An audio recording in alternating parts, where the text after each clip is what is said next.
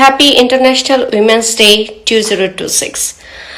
সবাইকে নারী দিবসের শুভেচ্ছা। তাদেরকে যারা আমাদেরকে এই নারী দিবসে এত সুন্দর সুন্দর উপহার দিয়েছেন, যেমন আমাদেরকে উপহার দিয়েছেন যে ইনি 7ই মার্চের ভাষণ বাজিয়েছে বলে তাকে সন্ত্রাস বিরোধী মামলায় গ্রেফতার করে আদালতে নিয়ে গেছেন।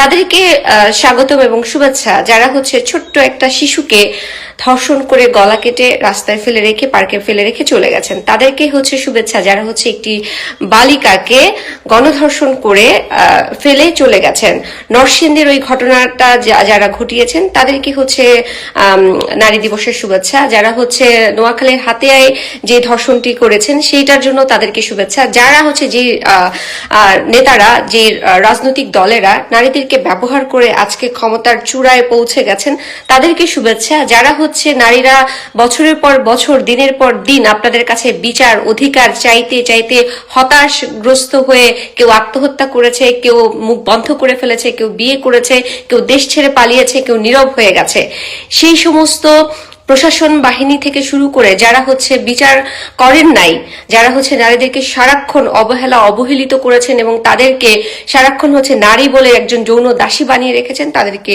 শুভেচ্ছা।